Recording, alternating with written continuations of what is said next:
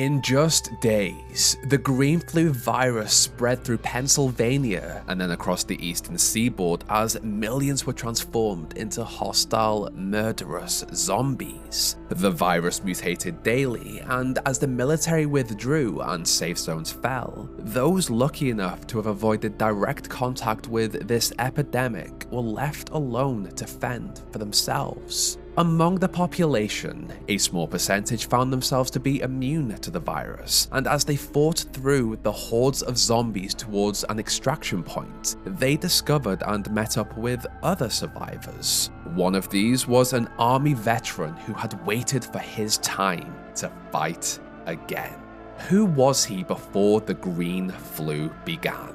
What was his connection to the other survivors? And how did his story end? In this video, we explore the lore and story behind Bill in Left 4 Dead. Now, where do we begin the story of William Overbeck?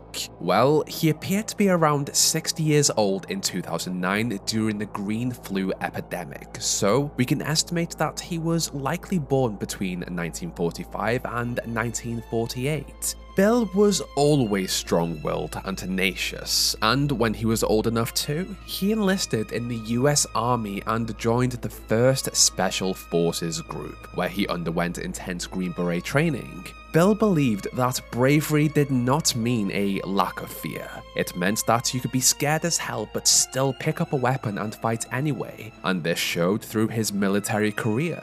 Bill's time in the military was the best of his life. He served at least 2 tours, during which he was deployed to Vietnam. In 1968, he fought in the bloodiest battle of the war, the Battle of Hue. Overbeck saw the worst Vietnam had to offer, and still lived to tell the tale.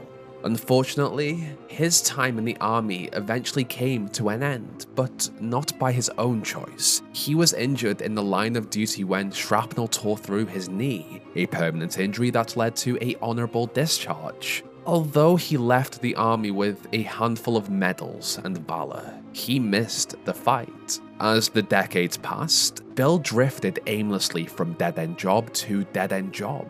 Over time, as he entered his 60s, he had grown distant from his family and any close relationships. His days in the military had been the best years of his life, and with that purpose ripped away from him, he just wanted to find a new one. Bill had never liked hospitals, but as a man in his 60s, he had to visit them more often than most. For his service to his country, he had been granted access to a veterans hospital where he could receive treatment for any medical issues. On one day in late September of 2009, he attended an appointment for a scheduled surgery. As of now, it remains unknown what this surgery was for, but it was most likely related to his injured knee. The day before, the Civil Defense Emergency Agency had detected a new virus outbreak in the city of Fairfield, Pennsylvania. Patient Zero had exhibited extreme hostility, and to combat and reduce the spread of a potential contagion, authorities issued signs and documentation instructing the public to wash their hands, report anyone displaying symptoms, and to remain indoors if they felt unwell. Information about this green flu was extremely limited in those first few hours, and because of this, life continued as normal. As Bill prepared for his surgery, he sat alone, without friends or family, and lit a cigarette. He had no interest in small talk, nor did he care for the hospital staff who attempted to stop him from smoking. In the operating theatre, Bill was given anesthesia and instructed to count down from 10 as his body drifted into unconsciousness. However, as he reached 7, he watched in a hazy daze as one of the doctors suddenly attacked the others above him. As blood poured everywhere and stuck in a state between consciousness and unconsciousness, Bill fought hard against his body's natural instinct to shut down. He willed himself to move, to stand up and escape the bloodshed. With everything he had left, Bill kicked the doctor as hard as he could, then forced himself to his feet, determined to find something sharp to defend himself. The green flu had mutated. Within moments, those infected had transformed into aggressive, bloodthirsty zombies. Fighting his body's sluggishness and the pain radiating through him, Bill grabbed a bone saw and cut down every hostile in his path towards the exit of the Veterans Hospital. As Bill Overbeck burst through the emergency entrance into the streets, he saw the full, awful magnitude of what had happened to his city. Zombies flooded the streets, hungry and relentless, and they all wanted him. As rain poured down, the streets ran red with blood as Bill sliced his way through the chaos until he finally reached his apartment above a deli shop. The past decades had been difficult for Overbeck. He missed the war, but in a cruel twist of fate, a new war had found him. One that threatened the future of humanity. And as he stood in his apartment, soaking wet, his mind drifted back to his golden years of service. As he stared down at an old photograph of himself, he retrieved his military fatigues, his old green beret, and put them on. Fully prepared to take the fight to the streets, Bill picked up his favorite assault rifle, an M16A2, and got to work. Although old, he knew how to defend himself. As the days passed, CEDA issued guidance on how to survive against the infected as they learned more about the virus. Safe rooms were established, stocked with weapons, ammunition, food, and first aid. But each day, the virus changed. It mutated, evolved. Contamination services were set up, but as the green flu spread further out across Pennsylvania, many safe zones were either abandoned or overrun by the infected. The walls of safe rooms soon became filled with eulogies for the lost, letters to friends and family who had been separated, and desperate messages listing new local safe zones and evacuation centers. Fairfield Arena, Borden High School, and Riverside First Church were all designated as safe havens, but reaching them was another matter entirely. The military barricaded buildings and sealed off streets in a desperate attempt to contain the hordes, but these actions came at a cost. Survivors were sealed inside, and their escape routes were cut off. For someone like Bill, he saw this as a challenge. As the survivors fought through the streets to find safety, some found that although they had been bitten or scratched by the infected, they remained unchanged. They carried the virus, but it did not transform them. Bill was one of those lucky enough to be immune. In this hot zone of the zombie infestation, it was almost impossible not to contract the green flu, so it became clear every survivor Bill encountered was also immune to its effects. They did not have to worry about becoming one of the undead, they just worried about what the undead would do to them. Each day introduced new challenges and dangers, and one of these came in the form of an especially threatening mutation: the wailing cries of a woman. Yet, she was not a survivor. She was a sure death to anyone who disturbed her sorrows, a witch with talents. Luckily for Bill, he survived his first encounter with one of these and would warn any he met of the dangers. By the time 2 weeks had passed since patient 0 contracted the virus, Bill had met up and stayed with 3 other capable survivors: a junior systems analyst called Lewis, college student Zoe, and Francis. Each one of them was handy with a weapon and smart enough to have survived this long in a zombie-infested Pennsylvania. As a team, they fought together to find an evacuation zone, and on their journey, As they traveled through the alleys of Fairfield, Bill noticed something interesting: a thick green bile. This was just another mutation in the green flu, and it could only mean something bad. However, during this moment, they also heard the cries of a witch. As Bill had already encountered one of these before, he knew what to do: to be quiet and not startle her. Unfortunately, his warnings did not go to plan, and not only did the witch attack, but a horde of zombies swarmed the alley too. As a great team, the 4 survivors just about fought back against the infected and reached safety on a rooftop. It was here that they saw the lights of Mercy Hospital, and at the top, an evacuation zone. Crossing the street had almost killed them. Crossing the city would take so much more.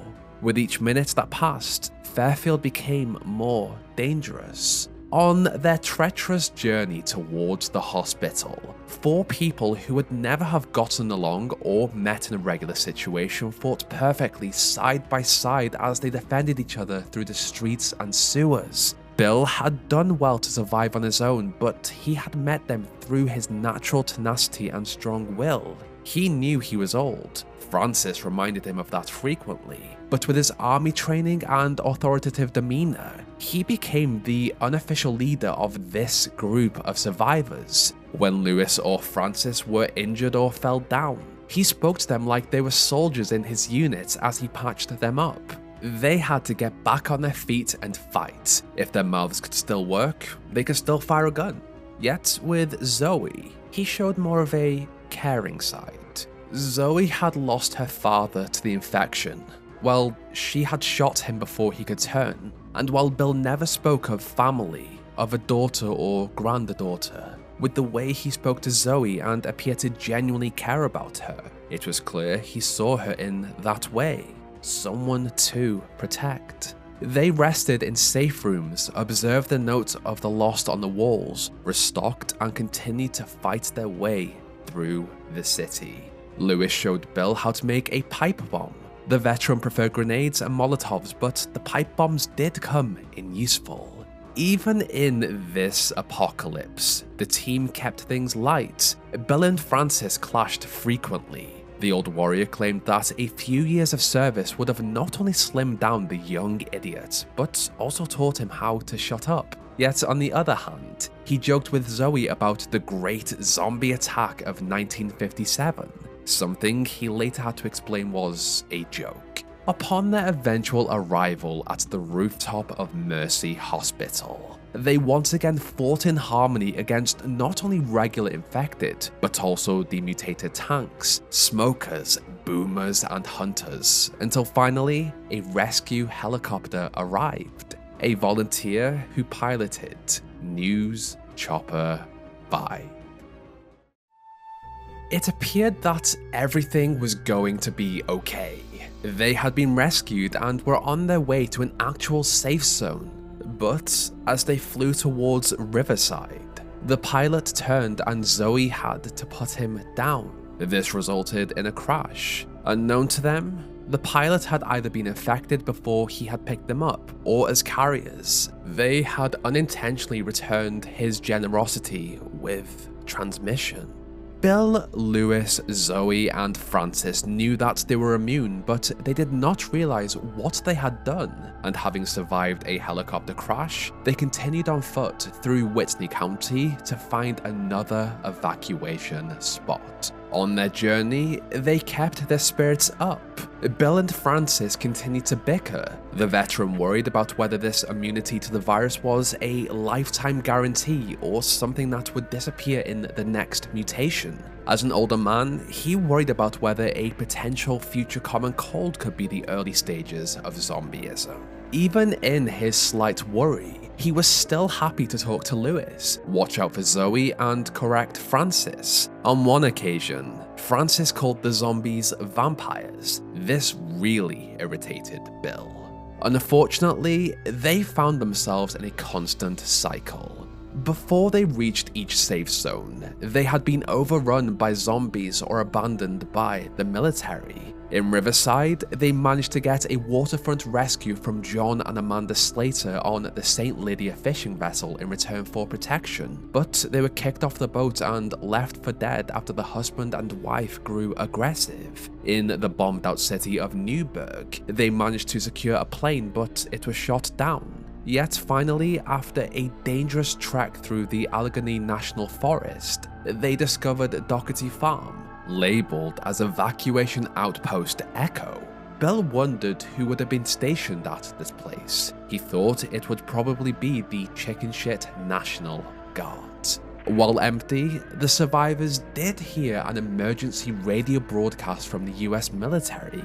This appeared to be it, their freedom from this nightmare, and as they requested transport and waited for the army to pick them up, they defended the farmhouse against the new locals.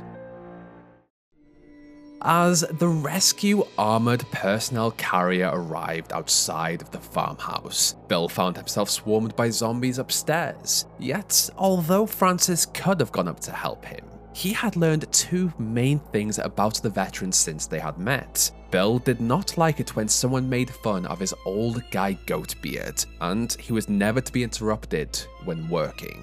After the destruction of a tank, Bill ran with the rest of the other 3 survivors and entered the vehicle to safety. Inside, Bill listened as Lewis and Francis argued about whether they were finally safe. The helicopter had crashed, they had been kicked off the boat, and their plane had crashed. Would this rescue be any different? This small group had grown on Bill. They had saved him, and he had saved them on many occasions. They were his to protect, his own little family, and as they bickered, he thought about the future and what it could mean. If Zoe was safe, then he was happy.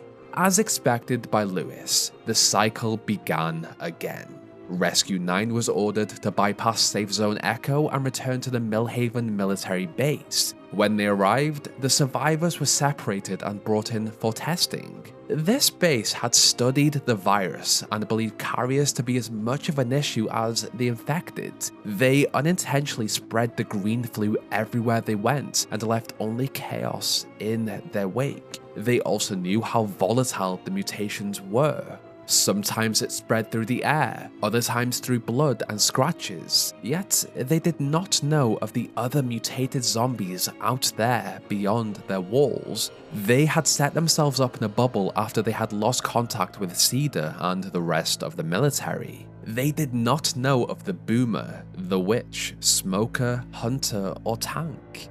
In the examination room, Bill watched as a gas-masked soldier and a face-masked doctor asked Zoe for her spit. This was clearly a tense situation for the doctor and soldier. They were terrified of catching the virus from them.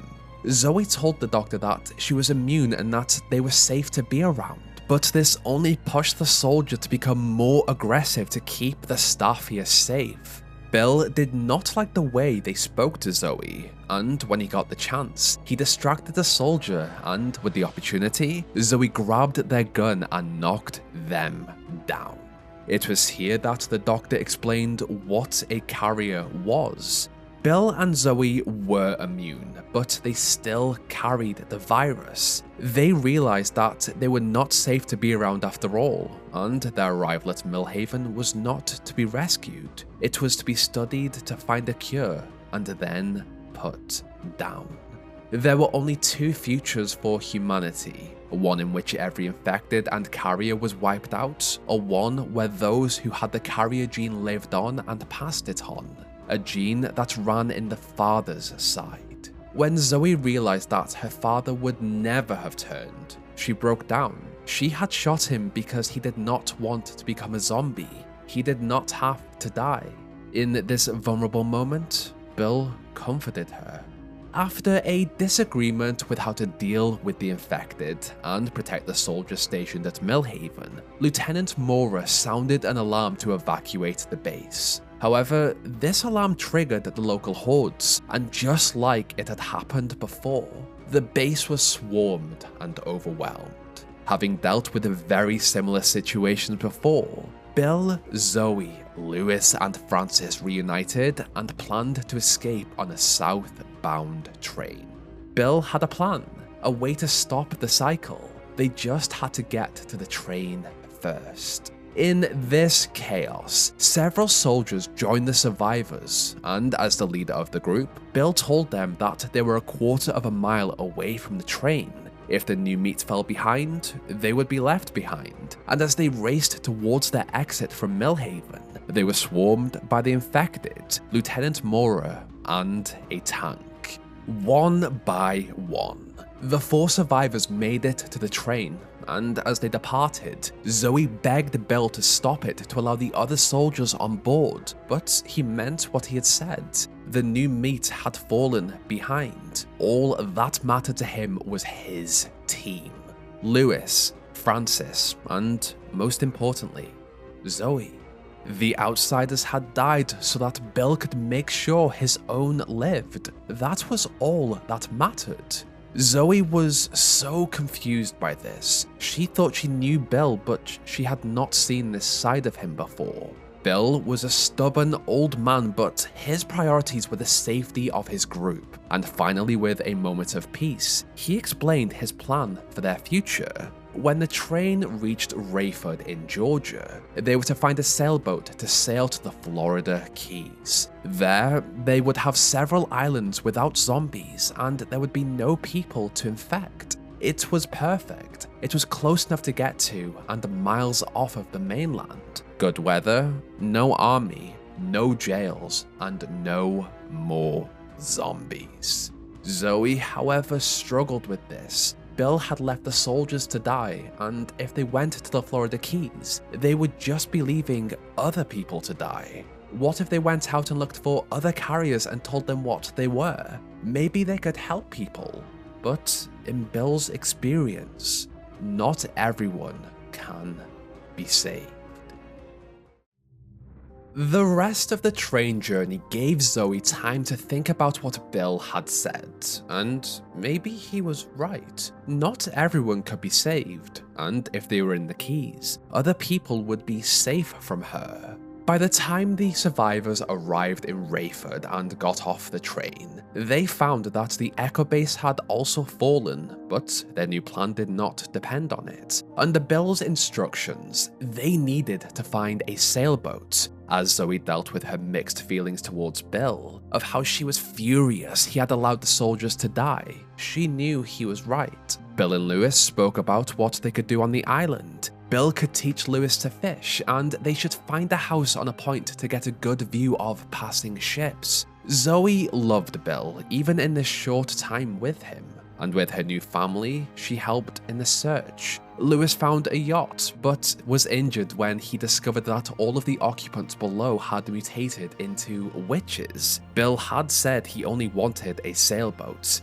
A sailboat they found shortly after that was fully stockpiled with food and medical supplies. There was more than enough to get them to the Keys. The only issue was that to leave the mainland, they had to raise a bridge. With everything these 4 survivors had learned over the past 3 weeks, they knew that noise attracted the horde, and the generator to raise the bridge would be extremely loud.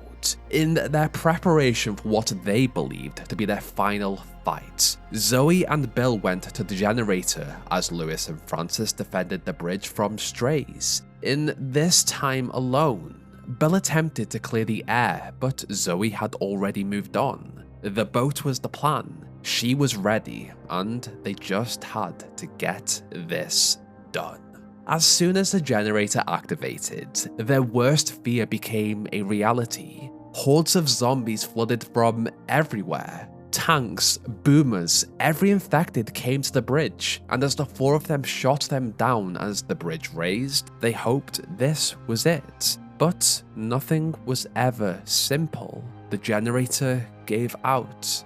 The survivors fought back the hordes as much as they could, but when they began to run low on ammo, stuck on a bridge that would not move, they accepted that this could be the end. But not Bill. He saw the 3 tanks on the way and, with a Molotov, ordered his family to cover him as he jumped back onto land towards the generator. Every time he thought he was done, every time he thought she was safe, every time they came like a bad nightmare, Bill had had enough. The veteran set a tank on fire and pulled the others in his direction, away from the bridge. With the press of a switch, he reactivated the generator and looked back at the bridge as it began to rise again. But he also realized just how far away it was. He thought maybe if he could just make it back. But before he could finish that thought, he was punched and knocked back by a tank. Veteran William Overbeck knew it was over, and as he watched 3 tanks walk towards him, he lit his final cigarette and thought about Lewis, Francis, and Zoe. Because of him, they were safe. That was all he had wanted. He would have sacrificed 100 people to keep them safe. He had sacrificed himself, and it was worth it. Some time later, on their way to the Keys, the final 3 survivors thought about Bill and his sacrifice. Despite their argumentative relationship, there was still love there, and Francis saw Bill as a good man. Lewis appreciated what the veteran had done. As for Zoe, well, she took his death the hardest, but understood why he had done it. He was true to his word. He wanted to protect his own, and his sacrifice meant that they could go on. As they did, the 3 survivors reached the Keys and began a new life there. Bill had already lived a full life, and it was because of him that they were able to live theirs. Valve really do know how to make standout characters in their games, and Left 4 Dead is absolutely no exception. Bill was such a strong character with a great backstory weaved in through his voice lines and the Sacrifice comic. On my first playthrough, I played as Bill and did not realize he was the canonical character to sacrifice himself. I wanted to go into depth with Bill, as well as building the world around his story, as this is my first video in the Left 4 Dead series. I have so many pages of notes, and I did have to cut out so much of the first draft of this script because it was so long. I hope you enjoyed this first video into this new series and will join me for another video soon. I am currently thinking about a dedicated video on the green flu itself, or another one of the survivors. I love these darker stories, and they are a nice contrast to the more fantasy elements of Fable, which I also cover. There is so much more content to come this year from old and new games. I cannot wait to show you. Oh, Bill also liked corn, but I did not know how to put that in a script naturally. That was everything I wanted to say. If you enjoyed this video, then I would love you to subscribe to the channel, like the video if you liked it, dislike it if you did not, and let me know in the comments what you thought below. Finally, I would like to thank my gold tier patrons and channel members: Queen Arby, Lewis, Oren X, Drakey Phoenix, Daniel Cal Drawings, 501st Clumboy, Ruben Mendoza, Imperial Embers, Canifex, Jimsy, Average Soul, Azu, Jonas, Yali Rodriguez, and Detroit. What did you think of this topic? Did you feel bad for Bill? And what would you like me to cover next? Let me know in the comments below.